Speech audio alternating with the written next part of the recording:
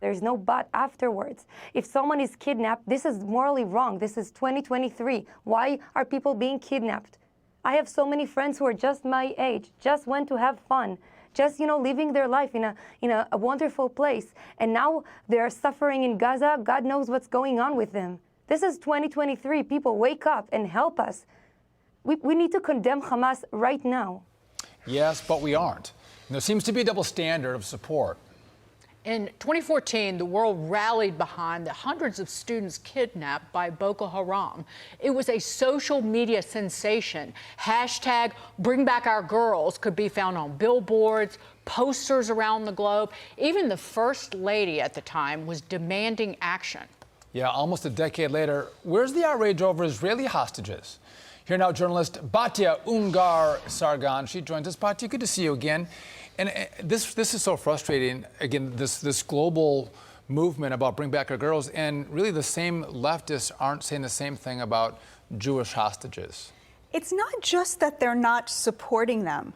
There are sociopaths across the globe finding posters of these kidnapped children, babies, Holocaust survivors, and tearing them down. I saw they were all over the Upper East Side, the same posters of the 8-year-old girl, the 9-month-old baby, and someone had literally gone to the trouble of printing it out with the word occupier under it, if you would believe that. And let me explain to you exactly why this is happening. These people have woke mind virus. In the woke mindset, there's no difference between right versus wrong. They see the world only through the lens of powerful versus powerless, and then they superimpose race onto that. So anybody who is a person of color has less power and thus is inherently virtuous no matter what they do, and anybody who they perceive as a white person is inherently morally compromised and an oppressor and has no virtue and is evil. And they code Jews and Israel as white. And just like all white people, there's no such thing as an innocent white person or an innocent Jew to these woke people. And so what they do is, when there's evidence of a Jewish victim, what could be more pure and innocent than a 9-month-old baby? They literally have to destroy the evidence because it destroys their mindset, their worldview. And let me just tell you one more thing. There's a lot of people walking around saying the Jewish people are shaking, the Jewish people are scared. We're not scared. We are livid. And if these sociopaths think we're going to cede this great nation to them, they are in for a big surprise. Amen.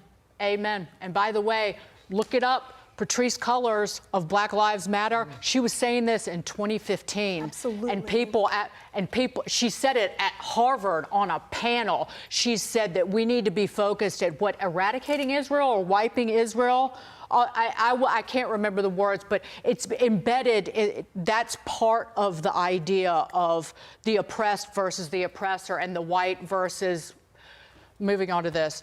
In just the latest episode of Media Malpractice, the Associated Press now urging reporters to call Hamas militants and avoid the term terrorists. The AP has long been held as the industry standard that most news organizations, from major publications right down to local newsrooms, look to for editorial guidance.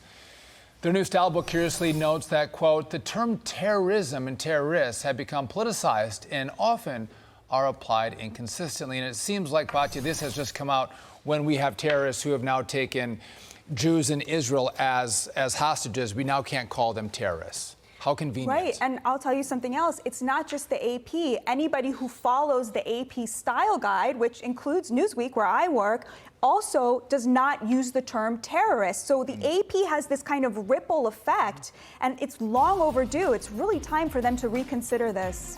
BBC did, I believe. They did. Yes. Batya, thank you so much.